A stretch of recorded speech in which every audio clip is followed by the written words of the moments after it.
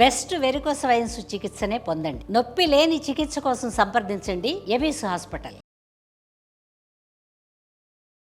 నమస్తే రమ్మగారు. నమస్తే జయ. రమ్మగారు, శివరాత్రికి జాగరణ చేయటం, అలాగే ఉపవాసం ఉండటం ప్రధానంగా చేస్తాం కదా.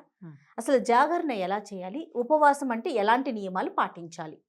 ఉపవాసానికి సరైన అర్థం సమీప వసనము, భగవంతునికి దగ్గరగా ఉండటం. అంటే ఇప్పుడు మనం అన్నం తింటాం అనుకో, అన్నం తినగానే ఆవకాయ వేసుకుందాం, లేదా ముద్దపప్పులోకి నెయ్యి వేసుకుందాం, దాంట్లో ఆవకాయ నలుచుకుందామా, మాగాయ నలుచుకుందాం, దెబ్బకాయ నిమ్మకాయ నలుచుకుందామా అనిపిస్తుంది ఊహ. తర్వాత పప్పుచారులో ఉప్పు తక్కువైందని ఉప్పు వేసుకుంటాం, 2 వడియాలు నలుచుకోవాలి, 2 అప్పడాలు నలుచుకోవాలి, ఓ 2 ఊరుమిరపకాయలు కావాలి. ఎంత వచ్చింది ఆసక్తి? అవును. అవునా? అన్నం హెవీగా తినేటప్పుడు బాగుందని ఇంకో ముద్ద ఎక్కువ తింటాం, పొట్ట నిండా ఉంటుంది అని ఆవలిస్తాం. ఎస్. ఈ మొత్తం క్రియలో భగవంతుడు ఉన్నాడు ఎక్కడైనా. పొట్టలో ఉన్న భగవంతుడిని, వైశ్వానరుణ్ణి మనం పూజించాం. పొట్టలో ఉంటుంది, అదేమిటిది, ఒక అగ్ని, వైశ్వానరాగ్ని అంటారు, ఏదో అగ్ని. మొత్తానికి ఈ అగ్నిని పూజించాం. కానీ విరాట్ పురుషుడైన పరమేశ్వరుని పూజించిన దాఖలాలు లేవు, అందులో ఉండవు కదా. అందుకని ఏంటంటే ఆహారం హెచ్చుగా తీసుకోకూడదు. స్వల్పమైన ఆహారంతో, నామినల్గా పొద్దున్న దేవుడికి నివేదన చేసిన పళ్ళు, కాస్త మంచినీళ్ళు తీసుకుంటూ ఫలహారంతో ఉపవాసం చేస్తే మంచిది. చిలకడ దుంప కూడా తింటా ఉండు, వస్తున్నా అందాక. అక్కడి నుంచి స్వల్పాహారం అంటే ఫలహారం అనుకుందాం, పళ్ళు తింటాం. ఈ ఫలాహారం కాకుండా మనం ఏదైనా ఉప్మాలు, తర్వాత ఏమో ఒక దిబ్బరొట్టె, ఉప్పుడు పిండి, ఇలాంటివి చేసుకుని తినే ఉపవాసం ఒక రకం. వీళ్ళు ఏంటంటే ట్యాబ్లెట్లు వేసుకోవాల్సిన వాళ్ళు, ఉండలేని వాళ్ళు, అన్నం మీద బెంగొచ్చేసి శివుడి మీద శ్రద్ధ తగ్గిపోయే రకం వాళ్ళు. వీళ్ళు ఏం చేస్తారు, కాస్త ఏదో తింటే అన్నానికి భిన్నమైన పదార్థం ఒకటి, ఘన పదార్థం వెళ్తే 1-2 కాఫీలతోటి ఉపవాసం అయిపోతుంది. అవును, ఇదొక పద్ధతి. పొద్దున్నుంచి సాయంకాలం దాకా అభిషేకాల్లో వాట్లల్లో ఉండే వాళ్ళకి మంచి తీర్థం తప్పిస్తే ఇంకా ఏమీ అక్కర్లేదు. రోజంతా శివనామస్మరణ చేసేవాళ్ళు, వాళ్ళకి అవసరం లేదు. ఖాళీగా ఉంటారు, ఆఫీసుల్లో పని చేసుకుంటూ, ఇంట్లో పిల్లల జల్లాలను చూసుకుంటూ, రకరకాల ఇంటి పనులు చేస్తూ, బిజినెస్ వ్యవహారాలు చూసుకుంటూ కూడా మనం ఉపవాసం చేయాలి అంటే అలా ఉండలేకపోతాం. అవును. పైగా మనకి బ్రేక్ఫాస్ట్కి టైము, లంచ్కి టైము, ఈవినింగ్ స్నాక్కి టైం, ఆ టైములు బ్రెయిన్లో ఫిక్స్ అయిపోయి ఉంటాయి. అది ఫిక్స్ ఇట్లా కొడుతూ ఉంటుంది. మిగిలిన వాళ్ళు తింటారు కొంతమంది అయినా. మనం నాకు ఉపవాసం అని చెప్పాలంటే కొంచెం ఇదిగా ఉంటుంది. ఏదో ఒకటి తిని ఉన్నామనుకో, మనకు కూడా దాని మీదకి ధ్యాస పోతూ ఉంటుంది. అందుకని కొంచెం ఏదైనా తినాలంటే చిలకడ దుంపలు లాంటివి తీసుకోవచ్చు, దాన్ని ఉడికించి తీసుకోవచ్చు. ఉప్పు అది ఉండదు. ఇప్పుడు ఉప్మా చేసుకున్నాము, ఉప్పుడు పిండి చేసుకున్నాము అంటే అందులో ఏమిటి, ఖచ్చితంగా ఉప్పు ఉంటుంది, నూనె ఉంటాయి. ఇప్పుడు మనం అలా కాకుండా చిలకడ దుంప జస్ట్ కందమూలం కదా, అదే భూమిలోంచి వచ్చింది, దాన్ని కాల్చి లేదా ఉడికించి, ఇక ఏమీ లేదు, దాన్ని అలాగే ఒలుచుకుని తింటే పండు తిన్నట్టే. అంతే, ఉడికిస్తాం కానీ ఉప్పు వేయం. అది కూడా కొంచెం సాల్ట్ లాస్ అయ్యేవాళ్ళు, వీక్నెస్ వచ్చేవాళ్ళు, వాళ్ళకి బాగుంటుంది. అది కూడా తీసుకోవచ్చు. ఫలరసాలు తీసుకోవచ్చు, కొబ్బరి నీళ్ళు తీసుకోవచ్చు. మజ్జిగ కొన్ని చోట్ల పనికిరాదంటారు, కొన్ని చోట్ల మజ్జిగ ఉపవాసానికి పనికొస్తుంది. మజ్జిగ పనికిరాదు, అది అన్నంతో పాటు తీసుకునేది అని ఒక సిద్ధాంతం ఉంది. మన ప్రాంతాల వారీగా దాన్ని మార్చుకోవచ్చు మనం. అదేలేండి, మన ప్రాంతాల్లో మజ్జిగ పనికొస్తుంది అనుకోండి, పుచ్చుకోండి.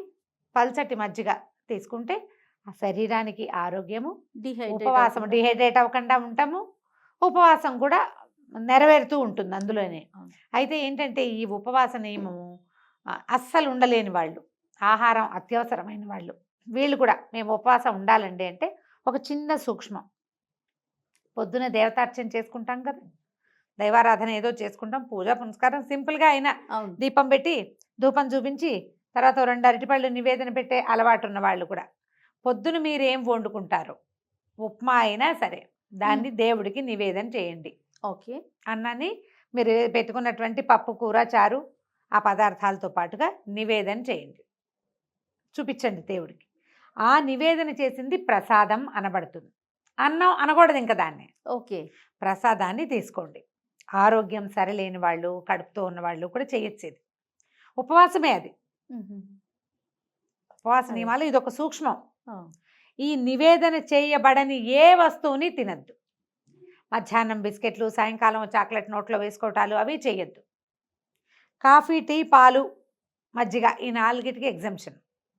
ఘనమైన ఏ పదార్థమైనా సరే పొద్దున నివేదన చేస్తే తీసుకోండి. సాయంకాలం కూడా దేవుడికి చూపించిన పళ్ళు తీసుకోవచ్చు. మీరు పొద్దున అన్నము తినేస్తారు, రాత్రికి పళ్ళు తింటారు, ఉపవాసం సరిపోతుంది. ఎవరైనా ఏదైనా ఆఫర్ చేస్తే తీసుకోవద్దు. నేను అన్నం తినేసా అని చెప్పండి, నేను ప్రసాదం తిన్నా అని చెప్పండి. ప్రసాద భావనలో ఉండాలి. ప్రసాదమే తీసుకుంటాం. దసరాల్లో ఒక సంవత్సరం చాలా తీవ్రమైన అనారోగ్యం చేసింది నాకు. కానీ నాకు ఉపవాస నియమం చేయడానికి వీల్లేదు.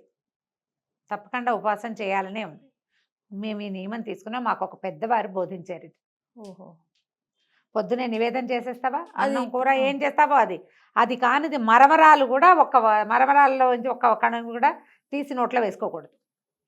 నివేదన చేసింది మాత్రమే పుచ్చుకోవాలి. సాయంకాలం నివేదన చేయండి, అది పుచ్చుకోండి, అంతే. బాగుంది. ఇలా చేయొచ్చు. దీంతో ఏ అభ్యంతరము లేదు. ఇంకొక చిన్న అనుమానం రమ్మగారు, మరుసటి రోజు కూడా ఈ ఉపవాస దీక్షను కొనసాగించాలా? కాదు, ఇవాళ రోజంతా ఉపవాసం ఉన్నామనుకో, మర్నాడు మధ్యాహ్నం భోజనం చేయొచ్చమ్మా, దాంట్లో ఏమీ లేదు. అయితే ఇప్పుడు మనం ఏకాదశి, ద్వాదశి చేయమా జయ? ఏకాదశి రోజంతా ఉపవాసం ఉంటాం కదా. అవును. ఏకాదశి నాటి జాగరణ చేసే విధానం కూడా ఉంది, ఇప్పుడు చేయట్లేదు మనం. అవును. ద్వాదశి నాటి పగలు భోజనం చేస్తాము. ద్వాదశి నాటి రాత్రి మళ్ళీ భోజనం చేయకూడదు. ఓహో. ద్వాదశి పారణ చేసి ద్వాదశి నాటి రాత్రి భోజనం చేయం. అలాగే శివరాత్రి మరుసటి రోజు మధ్యాహ్నం భోజనం చేస్తే రాత్రికి పలహారం చేయమనే చెప్తారు, అన్నం తినండి అని చెప్పరు. ఓకే అండి, ఓకే. అయితే దీంతో పాటు మనకి జాగరణ మీద అనుమానాలు. అవునండి. జాగారం చేయటం, ఇప్పుడు జాగరణ అందరూ చేయగలరా? మనం వేతన జీవులం కదా, ఎక్కువ భాగం అందరూ మర్నాడు పొద్దున పనికి వెళ్ళవలసిన వాళ్లే కదా. తెల్లవార్లు మెలకుగా ఉండగలిగే వాళ్ళు ఎవరుంటారో శివనామస్మరణతోటి దేవాలయంలోనో లేదా లింగోద్భవ కాలంలో అభిషేకాలు జరుగుతుంటే అభిషేకం ఇంట్లో చేయించుకునే వాళ్ళు, మఠంలోనో పీఠంలోనో దేవాలయంలోనో సామూహికంగా అర్చనలు జరిగే చోట ఉండేవాళ్ళు తెల్లవార్లు జాగరణ చేస్తారు. ఇళ్లలో కూడా కొంతమంది చేస్తారు జాగారం చేస్తే. అయితే జాగారానికి ఒక నియమం చెప్తారు. తెల్లవార్లు జాగరణ చేసిన వాళ్ళు మరుసటి రోజు పగలు పడుకోకూడదు. ఓహో. శివరాత్రి నాటి మరుసటి రాత్రి పడుకోవాలి. మర్నాడు పగలు పడుకుంటే జాగారం ఫలితం పోతుందని చెప్తారు. అయితే ఇప్పుడు అందరూ జాగరణ చేయలేరు కదా. ఇప్పుడు నీ బోటి నా బట్టి వాళ్ళు చేయరు. మర్నాడు పొద్దున్న షూట్. నన్ను కూడా కల్పేసుకుంటున్నారా? మరి నీకు పొద్దున్నే షూట్ ఉండదు. ఓకే, నిన్ను కలుపుకోక తప్పదు కదా. మర్నాడు షూట్ ఉంది, నువ్వేం చేస్తావు? జాగారం చేస్తావా? అస్సలు చేయండి. అందుకే చెప్పా. ఓకే. అందుకని మనం ఏం చేయొచ్చు, లింగోద్భవ కాలం వరకు మనం శివనామ స్మరణలో గడిపి అప్పుడు పడుకోవచ్చు. ఉండలేని వాళ్ళు తెల్లవారుజామున పడుకోవచ్చు. అది కూడా జాగరణ కిందకే లెక్కకు వస్తుంది. మనం లింగోద్భవ కాలం అయ్యాక 2 గంటలకు 1 గంట దాటిపోవాలి. 2 o'clockకి పడుకోవాలి. 2 గంటలకు పడుకుని మర్నాడు యథావిధిగా శివార్చన చేసుకుని యథావిధిగా భోజన కార్యక్రమాలు తీసుకోవచ్చు. పగలు పడుకోకూడదు, అది నియమంగా పెట్టుకోవాలి. శివరాత్రి మరుసటి రోజు పగలు పడుకుంటే ముందు రోజు నువ్వు 1 గంట దాకా మెలకుగా ఉండి శివనామస్మరణ చేసే ఫలితం కూడా పోతుందట. ఓకే. ఉండకూడదట, పడుకోకూడదు. పగల నిద్ర మానేయండి, ఆరోగ్యానికి మంచిది. రమ్మగారు, జాగరణ, ఉపవాసం వీటితో పాటుగా శివనామ స్మరణను మాత్రం వదలకూడదు అంటారు కదా. వదలకూడదు. సామాన్యులు కూడా అనుకోవటానికి వీలుగా ఎలాంటి మంత్రం చెప్తారండి? పంచాక్షరి ఓం నమ శివాయ. అసలు అంతకు మించింది ఉంది ఆ మహామంత్రం కదా. ఉపదేశం తీసుకుని మంత్ర పునశ్చరణ చేసుకోవటే అద్భుతం చేయాలి. ఉపదేశం లేకపోయినా కూడా మనం ఏ ఆలు రాసేటప్పుడు మొదటి రోజున అక్షరాభ్యాసం ఓ నమః శివాయ రాయిస్తారు. మనం చదువుకోవచ్చు, అది చక్కగా చెప్పుకోవచ్చు. నా మాట ఏంటంటే ఈ మొత్తం చెప్పామా, చివరికి కన్క్లూడింగ్ పార్ట్ ఒకటి చెప్తా. చెప్పండి. శివరాత్రి రోజున మీరు ఉపవాసం చేయకపోయినా, జాగారం చేయకపోయినా, పూజ చేసుకోపోయినా, గుళ్ళోకి వెళ్ళలేకపోయినా, లేదా ఈ మన ఏకాదశి రుద్రాభిషేకాలు అటెండ్ చేయలేకపోయినా ఇతరులతో పోట్లాడకండి. మీరు ఎవరితో మాట్లాడుతున్నారో, ఎవరితో కలిసి ప్రవర్తిస్తున్నారో వాళ్ళని శివుడుగా భావించండి. చాలు, అంతే. శివరాత్రి పూర్తిగా సక్సెస్ అయిపోతుంది.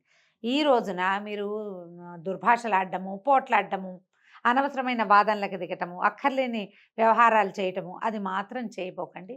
ఈ పూజా విధానం అవన్నీ మనకి చేత కాకపోయినా ఓం నమ శివాయ, ఓం నమ శివాయ, ఓం నమ శివాయ అనుకున్నా జపిస్తూ ఉంటేనే, నిరంతరము జపిస్తూ ఉన్నా కూడా సరిపోతుంది. జపం కూడా చెయ్యము, మాకు ఇష్టం లేదు, మాకు చేత కాదు అనుకునేవాళ్ళు కనీసం పోట్లాడకండి. బాగుంది. ఈవేళ శివుడు భూమి మీద నడుస్తున్నాడు, మనకి ఎదురవుతాడు అన్న భావనతో పనిచేయండి, చాలా బాగుంటుంది జీవితం. సూపర్ రమ్మగారు. నమస్తే. నమస్తే.